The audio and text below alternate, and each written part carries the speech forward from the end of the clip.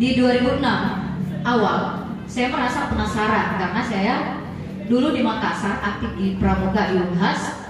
Di UNM ada nama Dewan Rencana Pramuka yang putri itu namanya Opu Deng Desaju. Saya penasaran siapa Opu Deng Desaju ini. Kalau gelar Opu itu biasanya dari Luwu. Iya.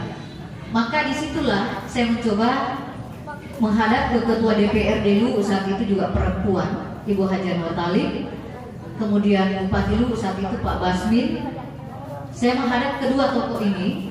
Saya menyampaikanlah ide saya bahwa mungkin bisa kita teliti siapa sebenarnya Opu Deng Desaju ini, karena namanya besar, tetapi mungkin kita orang Luwu tidak paham siapa sebenarnya sosok Opu Deng Desaju.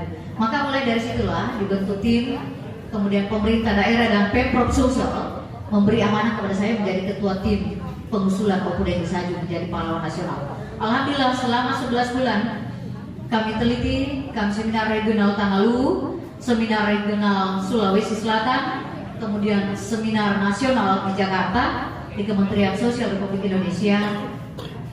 Maka pada tanggal 9 November 2006 lalu kami bersama dengan Gubernur, Bupati dan ahli warisnya menerima penghargaan di Istana Negara. Dan saat itu pula resmilah Opu Deng Desaju diberi penghargaan sebagai pahlawan nasional sekaligus meraih penghargaan tertinggi dari negara, yaitu Bintang Mahaputra Adi Pradana.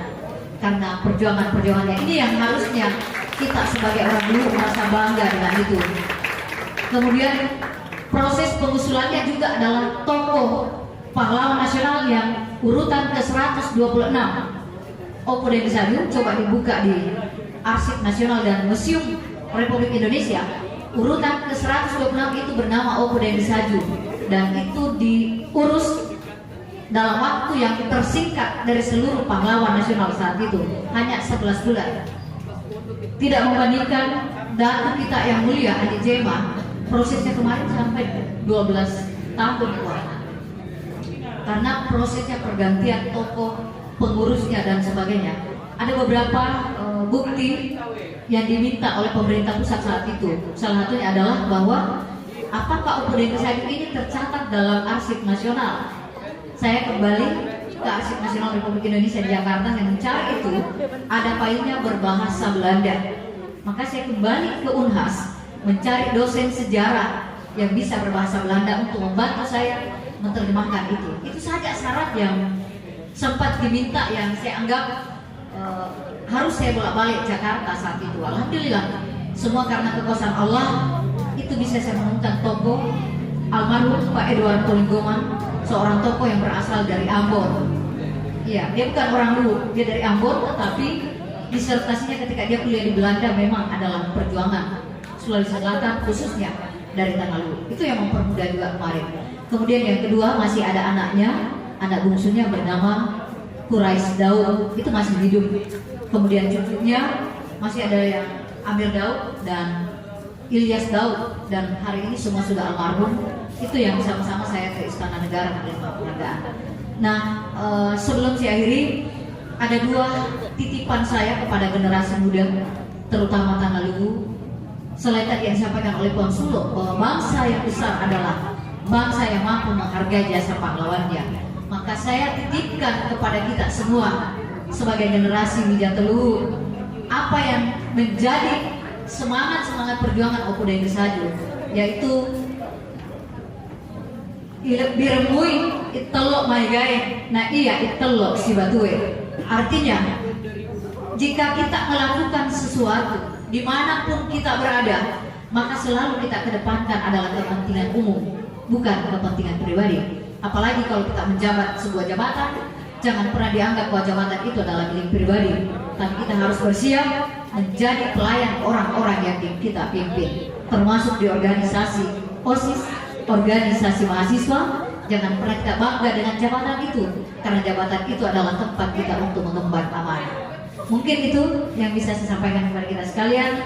Jika ada hal yang kurang, percayalah bahwa itu keterbatasan saya selaku manusia biasa.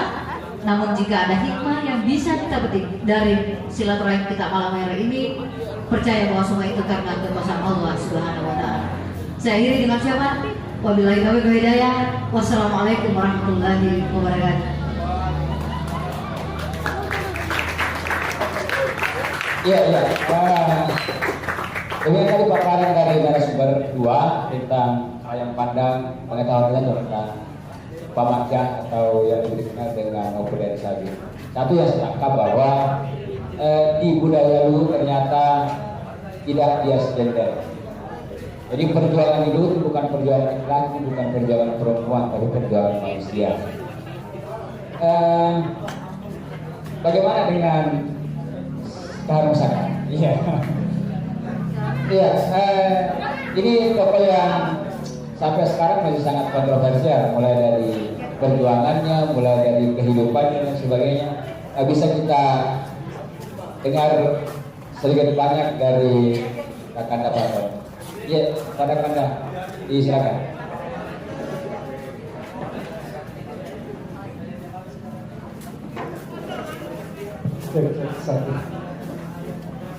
Bismillahirrahmanirrahim. Assalamualaikum warahmatullahi wabarakatuh.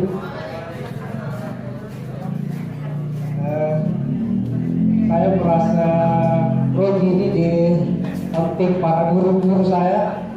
Saya selalu tidak pantas membahas ini karena saya belajar dari mereka semua yang ada di samping saya. Tapi karena panitia sudah mengundang saya harus hadir. Berbicara sedikit mengenai Buya Kamar Pusaka seperti kata Profesor Yuski Abadi. Saya akan mencoba mengulas beliau yang sempat saya ketahui. Bisa saja teman-teman di sini mengetahui juga persoalan sosok pejuang asal Tanah ini, yaitu Kahar Musaka. Jadi kiprah beliau itu dimulai ketika dalam suatu peristiwa beliau kemudian dihukum oleh Kedatuan terkait pergerakannya, sehingga beliau hijrah ke Jawa. Nah, di Jawa kemudian beliau ini ketemu dengan salah satu gurunya yang merupakan salah satu perumus BPUPKI dalam hal Piagam Jakarta, yaitu Kiai Abdul Kahar Musakir namanya. Nah, ketika ditanya nama Kahar Musakir ini unik, jadi gurunya katakan, wah kayaknya bagus kalau kamu seperti ini, mungkin dari saya mirip dengan nama saya. Jadi timbullah nama Abdul Kahar Musakir itu. Nah, kiprah beliau di Jawa ini sangat luar biasa. Jadi pernah suatu ketika Bung Karno ingin berpidato di lapangan Ikara, tidak ada yang berani menghalau tentara Jepang untuk menggagalkan pidato tersebut. Nah, muncullah sosok beliau asal Tanah ini, Abdul Kahar Musakar, dengan berbekal sebilah golok, kemudian membuat tentara Belanda ini cium. Akhirnya Soekarno bisa berpidato dengan senang, dengan baik, dan tanpa ada ketakutan sedikit pun. Dari situ sehingga Soekarno kemudian mengangkat beliau sebagai tangan kanannya. Boleh dibayangkan seorang Musakar menjadi tangan kanan depan kepada kita. Luar biasa Bukhari ini. Dia bisa menjadi tangan orang nomor 1 di Indonesia dan presiden pertama Republik Indonesia. Dari situ karirnya meningkat, sehingga dalam karir kemiliterannya beliau diperhitungkan dan membuat Panglima Besar Sudirman itu sangat percaya dengan beliau. Ketika terjadi berbagai macam pemberontakan di Jawa pada saat itu, di masa-masa kemerdekaan, karena pada masa kemerdekaan tahun 1948 itu pernah terjadi pemberontakan PKI Madiun. Nah, siapa kemudian pasukan, salah satu pasukan yang diutus oleh Jenderal Sudirman, salah satunya adalah pasukannya Kahar Musakar yang disebut dengan Komando Grup Seberang. Nah, siapa Komando Grup Seberang ini? pemantau grup 9 ini adalah orang-orang Sulawesi yang direkrut Kahar yang dibebaskan dari Nusa Kambangan sekitar 800 orang. Inilah yang kemudian ditempa oleh Kahar sehingga menjadi prajurit pasukan berani mati dalam memperjuangkan kemerdekaan Indonesia. Jadi ketika terjadi pemberontakan Madiun, yang menumpas pemberontakan itu salah satunya adalah pasukan dari Karungsakti. Kemudian kehebatan beliau juga adalah ketika terjadi serangan 21 Maret di Yogyakarta, itu pasukannya juga yang kemudian turun andil, bahkan karena pasukan beliau itu sehingga perlawanan Belanda pada saat itu bisa dipadamkan. Dan yang pemimpin komandan pada saat itu adalah Soeharto. Jadi dengan jasanya Karungsakti sehingga Karung kemudian Pak Soeharto itu bisa naik juga berkat Pak Kahar juga ini, karena dari serangan 21 Maret itu pasukan Kahar yang paling di depan melawan Belanda pada saat itu di Yogyakarta, dan tubuhnya masih ada di Jogja sampai Jogja bisa ke sana tersebut. Itu beberapa bukti bahwa kehebatan beliau ini memang sangat luar biasa. Dan jiwa Kahar itu adalah jiwanya agamais. Jadi dia memang bertarung atau berjalan itu ya jihad fisabilillah istilahnya. Jadi tertanam memang pelajaran Islam dalam dirinya yang ia kemudian pegang teguh untuk berjuang di tanah Jawa. Jadi memang beliau ini dari sejak kecil memang sudah mengenyam pendidikan Islam. Itu dibuktikan dengan ayahanda beliau ini, menurut Profesor Dr. Yusri Abadi itu kepala cabang Muhammadiyah Pemprov pada zamannya. Jadi yang beliau dari kecil memang dia kemudian pergi ke Jawa. Nah, jadi ilmunya di Jawa itu hanya ditambah-tambahkan saja dengan berbagai macam apa istilahnya guru-guru yang dia temui. Nah, yang menarik dari Pak Kahar ini adalah proses bagaimana ia kemudian kembali melawan pemerintah itu sendiri yang disebut dengan DIPI. Saya tidak mau katakan bahwa seorang pemberontak. Jadi saya tetap mengatakan bahwa dia seorang pejuang. Saya pribadi setelah menganalisa berbagai macam seminarnya, kemudian buku-bukunya yang memang dia hanya persoalan karena ketidakadilan pemerintah pusat pada saat itu. Jadi Pak Kahar ini kemudian beliau sangat tidak menyukai adanya paham komunis yang menurut mereka, menurut Pak Kahar adalah paham itu ya terlarang menurutnya, tidak sesuai dengan ajaran Islam. Sehingga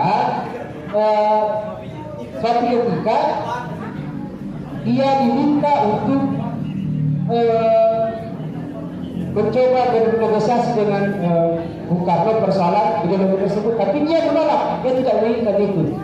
Akhirnya dia kemudian ketika kembali ke Makassar, di situ terjadi tadi peristiwa pergolakan di mana Pak Kahar sangat benci dengan tentara bekas Krim.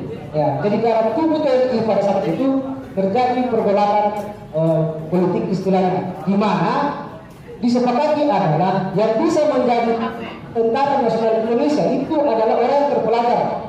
Ya, secara otomatis pasukan Pak Kahar ini orang-orang yang memang ada beberapa yang tidak mengenyam pendidikan. Jadi beliau tidak dimasukkan dalam struktur ketentaraan pada saat itu. Kemudian yang membuat dia kecewa adalah yang justru masuk adalah orang-orang yang pernah menjadi tentara binang Belanda, yaitu KNIL. Nah, KNIL ini yang banyak menduduki posisi-posisi penting di ketentaraan pada saat kemerdekaan tersebut, sehingga dia mengatakan, wah, saya tidak sepakat kalau seperti itu, mendingan saya keluar. Nah, kita bisa petik sesuatu di sini bahwa Pak Kahar orang yang tidak mementingkan dirinya sendiri. Kalau mau mementingkan dirinya sendiri, ya terserah aja. Saya punya prajurit kalau nggak bisa masuk tentara, jelas saya sudah tentara. Tapi dia tidak, dia tetap memperjuangkan prajuritnya yang ratusan orang itu untuk dimasukkan dalam tentara nasional Indonesia. Perlu dicatat adalah Kahar Musakar ini adalah tentara asal Sulawesi pertama yang menjabat letnan kolonel, pangkat tertinggi untuk seorang putra Kanalulu dijabat oleh Kaharun Sakar, yaitu pangkat letnan kolonel. Jadi dia orang pertama Sulawesi yang menjabat sebagai pangkat letnan kolonel tertinggi pada saat itu. Tapi itu dia tidak merasa kemudian harus mempertahankan jabatannya bahwa saya harus kemudian terus masuk ke TNI lantaran pasukan saya harus dilantarkan, dia tidak mau. Di sini bagusnya Kaharun Sakar, dia mementingkan dirinya, tapi dia mementingkan semua pasukannya yang ikut membantu dia sehingga dia mampu menyambut pendidikan militer sampai dengan kolonel pada saat itu. Nah, ketika itu tidak terjadi, maka dia memilih untuk kemudian mencari keadilan dengan cara apa?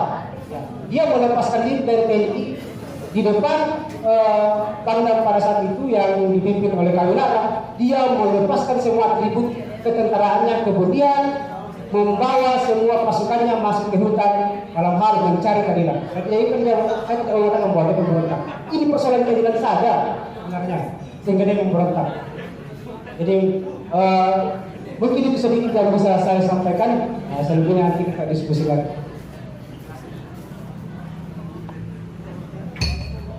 Oh iya, demikian saya pandang tentang Kaharun Sakar dari Kakanda Muhammad Suharto.